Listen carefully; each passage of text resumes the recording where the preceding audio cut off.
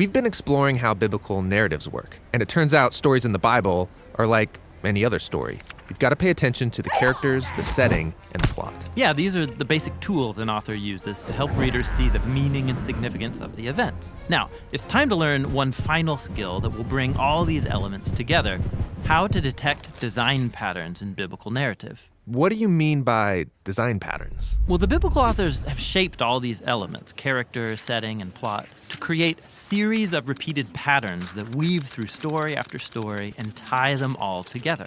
When you notice these patterns, you'll see how different stories across the whole Bible have been coordinated to emphasize key themes. This sounds interesting, but how do you know how to find a biblical pattern? Well, biblical authors do it subtly. The best way to catch on is to watch them embed key words and images that link stories together. Take, for example, one of the main themes of the Bible, the complex and tragic human condition. Okay. So let's start at the beginning, where God is making a really good world. Right, 7 times it says God saw that it was good. So those are clearly important words. Now watch. God appoints 2 characters named Human and Life to rule this world on his behalf, and they're told that everything is good for them to eat. Except for the tree of knowing good and evil. So then the humans doubt God, and in Genesis we read, they see that it's good to take this knowledge for themselves. Then we read, they desire to become wise. And then finally, they take what they want. And everything falls apart. This story is about the human condition. And on its own, it's a really powerful story, but the biblical authors don't leave it there. They turn it into a pattern. It happens again with Abraham and Sarah. God brings them into the promised land, promises them a child. But they don't trust God, they get impatient, and we read the same words. They see their Egyptian slave, they take her and do what is good in their eyes.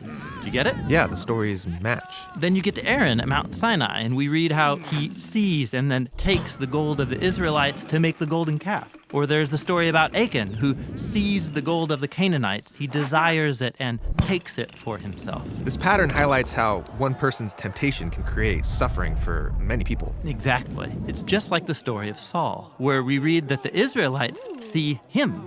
They desire him and take him as their king so they can be like all the other nations. And Saul's reign leads them to destruction. Or there's the story of David, which says that he sees Bathsheba, he desires her and then takes her and then kills her husband. And then David's family starts destroying each other. So you see, it's just one basic theme repeated over and over. These stories are all designed to show the temptation pattern. Which is kind of a downer. But the repetition builds up anticipation. Perhaps someone will come and break the pattern. This is why the stories of Jesus have been designed to carry the patterns forward to their climax. Really? Yeah, like what does Jesus say when he's faced with his greatest temptation to avoid dying on the cross? Not my desire, but your desire be done. So the pattern flips, and you have one person resisting temptation, and his suffering provides life for many.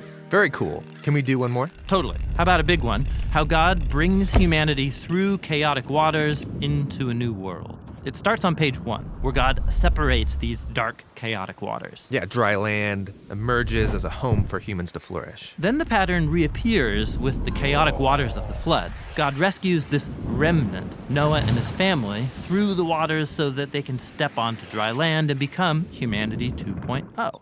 Now, does that basic storyline remind you of anything else? Oh, right, the famous Exodus story. Yeah, exactly. That's when God saves his chosen people from Egypt by leading them through the waters onto dry land. While Pharaoh and his armies destroyed. The pattern repeats later with Joshua and the Israelites. They passed through the waters of the Jordan into the Promised Land. Yeah, you got it. So now you can see how later biblical authors will project this pattern into the future. Like Isaiah, he hoped for a new Exodus with a new king, leading God's people forward into a new creation. And in this repetition, the nations become the chaotic waters. So you can see how combining all these patterns brings us to Jesus. Yeah, notice how all the Gospels highlight that story of Jesus going to the Jordan River. He goes into the waters and back out again. His baptism. That's when God announces that Jesus is his son, who will rescue the world from the chaos of our evil and violence by going into death and out the other side.